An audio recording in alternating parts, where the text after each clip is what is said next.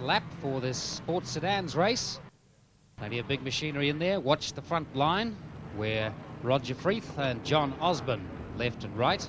John Osborne in the red Mazda, V8 powered. Roger Freeth in the little Toyota Starlet, V8 powered also. Behind them, Don Grinley in the V6 powered Mazda RX-7. Those are the men to watch. Have a look back at the Alfetta there of Ian Algie on the third row of the grid. Watch as they come down this time, see if they get a start. That race into the first corner is all important. They've got a start, and it's Freeth leading Osborne into the first corner. An 8-lap race. Already Peter Meadows starting to move up behind them. Osborne into the corner first, Gridley round the outside, Freeth down underneath them. Algie's moving up. Osborne got the jump on the first corner. Now we'll have a race. Freeth and Osborne. And look at Don Gridley getting under Roger Freeth too. Boy, is he charging in that RX-7 with a V6. So Freeth's got by. It was only a matter of time. Roger Freeth and the ex-Trevor Caro Starlet. John Osborne right up beside him there. Johnny loves to race, and look at this, he's not letting him go, he's going for it all the way, wide lines and cutting across for the turn. Only in third place, Algie in fourth now. Meadows has got up to sixth. And I think we might have lost Don Gridley. The big race down the back straight, it's John Osborne with Freeth behind him. Freeth trying to go up underneath. Can't break late enough to do it. Gridley has gone. Brett Willis is now up into third place. That's the order at the moment. Osborne, Freeth, Willis, Algie. And Algie looking for a way past Willis. Better speed in a straight line.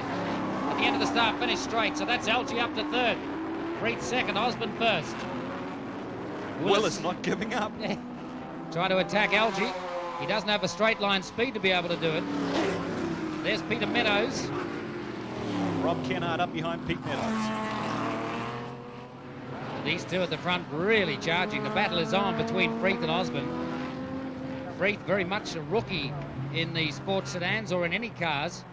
And John Osborne with a great deal more experience. But Freeth uses his motorcycle experience and his circuit knowledge to dial in this car beautifully. Well, Tony, it's going to be a bit like yesterday, you know, whose engine's going to last? Because, I mean, these guys are just giving it heaps, aren't they? It's always been a feature of sports sedans that some of the engine life is a little short. Look at the way Roger's car's just twitching around there under braking. He's certainly braking hard, trying to get past Osborne, but Osborne's awake to that and he's braking fairly late himself.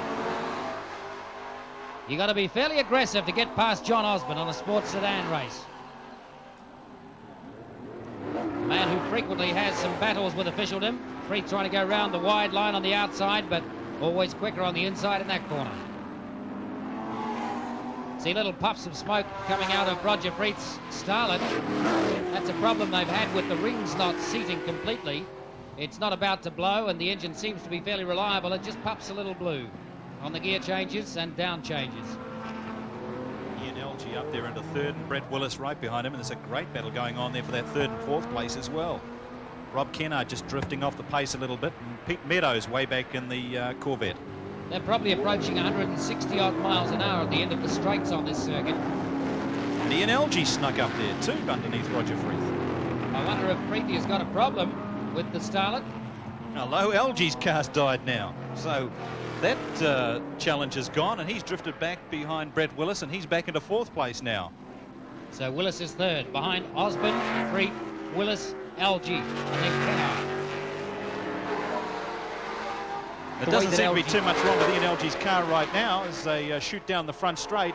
I just wonder if he missed a gear. Yeah, maybe. I think a missed gear change. It cost him that place. Certainly didn't come out of the corner very quickly at all after he dived down underneath. Now the purple car of Rob Kennard starting to get into the picture as well. Still a good battle out front between Osborne and Freeth, with Willis coming up in third to make them honest. Osborne driving very, very hard in the car, riding the curbs, trying everything he can to keep Freeth out from behind him. Of course, the Starlet's a very small little car, quite a nimble car, in the way that Freeth has actually worked on the car and engineered it.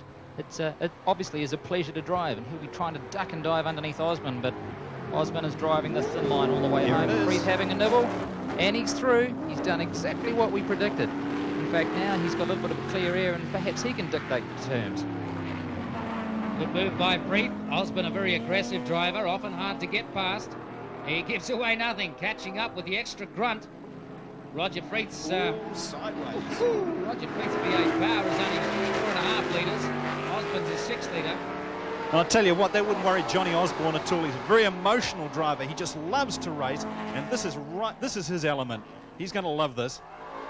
Certainly Freeth won't have that very easily as Algie goes under Willis for third place and forces Willis wide.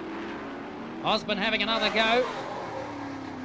So really, Tony, it's a 4-car battle, isn't it? It's not a 2-car battle because Algie and Willis and even Kennard's up there. Certainly they're ready to pounce if anything happens to these front two. But if Roger Freeth thinks he's going to have an easy ride to the end with John Osborne behind him there, he's got another thing coming. Osborne's reputation precedes him in many circuits around the place, but certainly a hard charger, very much a racer by nature. Watch him into this turn, just see how late he can leave that braking. Having stayed that close into Higgins, let's watch them at the end of the back straight, because the straight line grunt will be slightly better, will be slightly in Osborne's favour. So let's just watch them at the end of this straight and see who gets on the anchors later. Osborne theoretically should be braking earlier, the car's heavier. He's leaving it very late indeed.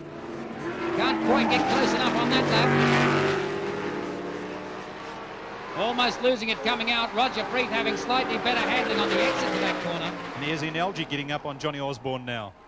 But my goodness, for a rookie, hasn't Roger Freeth learned the art of racing very quickly? Algie up underneath Osborne. Algie to second place. And Kennard making the move on Brett Willis, and Willis going just a little untidily on the outside there. Super racing. Certainly you couldn't predict this one. Now can Algie in the Alfetta, after having made a mistake earlier on, can he get close enough to Freeth to do something about it? He's going to have to protect his back against Osborne. I just wonder that smoke, Tony, coming out of Roger Freeth's car, is that going to be a problem? Well, I understand it is just that the rings are not seating very well in the car. I understand it's still fairly reliable, although it does seem to be getting worse. The last couple of laps it seems to have got slightly worse. The car hasn't suffered any loss of performance yet. So a 5-car race. There's our leader, Roger Freeth, ripping down that back straight, giving it heaps. And in behind him, Algie. Now, Algie's Alfetta, which is also V8 powered, has excellent handling. It's a car that's been sorted over a long period of time. He sits in the back seat to drive it. And he's a very aggressive driver too. He's having a go at Freeth this time at the end of the straight. Freeth seems to have the better line. Or has he? No, Algie's underneath him. Freeth being forced wide. Super driving by Algie. And one of the cars further down the field there getting mixed up in the action. That's Rex Finlay in the Mustang. What a race this has been. Freeth initially, then Osborne, now Algie. Algie having dropped back just a little. He made up ground very quickly. Freeth having another go at him, but Algie holds on. The lighter car should be better out of that corner. But Algie's obviously got his boot buried in it. Really has been superb racing up front. That's where the race has been, despite the dices further back in the field. You really can't go away from the front. Algie does as he sits in the back of that car to drive it. Osborne dropping off just a little, then Kennard, and then Willis. So here we go again, that big drag down the back straight. Well, let's see what they can do under braking this time. Algie a little bit twitchy. He's got the heavier car. He's also got a little more horsepower than Roger Freeth. The car to weight ratio is about the same on both. Johnny Osborne back and forth. Then it's Rob Kennard, and then that blue and yellow car. That's Brett Willis. There's Freeth with Osborne behind him. But Freeth is really losing ground to Algie out front in the Alfetta. This has been a super sports sedan over the years. Just going by Jennifer Mossman there in that console. There's one car around. That's Greg Lancaster in the Volvo. That gap between... Oh, and Roger Freeth, his motor has just blown. It's just out of shot. You can see the smoke. And that motor looked very, very second-hand, I would suggest. The way that the car slid around at the back, that's real bad. Might not be the motor, it could be gearbox, but that is not good news. Or I guess it could just be an oil line that's fallen off, although the way it was puffing smoke, you have to wonder whether it was dripping oil onto a manifold or whether the engine was getting secondhand. As we said earlier, I know he had a problem earlier on in practice with the rings not seating perfectly in the car and therefore not providing a good oil seal. So this is it coming down to the checkered flag now, Ian Algie. And there's a bit of oil on that circuit. But it's Ian Algie. Algie takes out the checkered flag. Johnny Osborne getting up for second, and there's Rob Kennard up for third with Brett Willis in fourth. So a good 8-lap race with plenty of furious racing and dicing. We'll get a word with Roger Freeth before the next race just to see if we can find out what the problem was. And if it's not a blown engine, we'd expect to see him back out again for the second race of the day. But Ian Algie in the V8 powered Alfetta, the winner of the sports sedan race, and what a super race with the lead changing all the time. Good dicing between he, Freeth and Osborne. And there is Roger Freeth's car, sadly parked by the side of the track. We'll see if we can get a comment from him as to what the problem was. I think we can all fear the worst, Tony. The way the car actually twitched around at the very end of it, one would suspect that unfortunately it could be the gearbox or the engine, but my goodness, an awful lot of oil, and unfortunately that just could be the end of one 4.4 litre Oldsmobile. There are the final positions confirmed. Ian Algie in the Alfetta, John Osborne in the Mazda RX-7 Chev, and Rob Kennard in the Cortina Chev.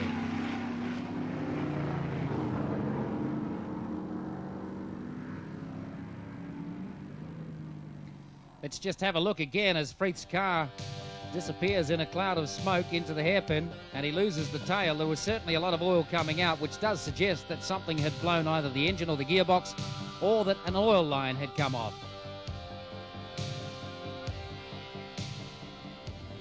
And we can confirm for you that it was an engine blown on Roger Freeth's car. If anybody happens to have a spare 4.2 or 4.5 litre Oldsmobile engine, I'm sure he'd like to have one for next week's racing. The only one he can find available is down in Christchurch. That race was a little earlier in the day. We'll have a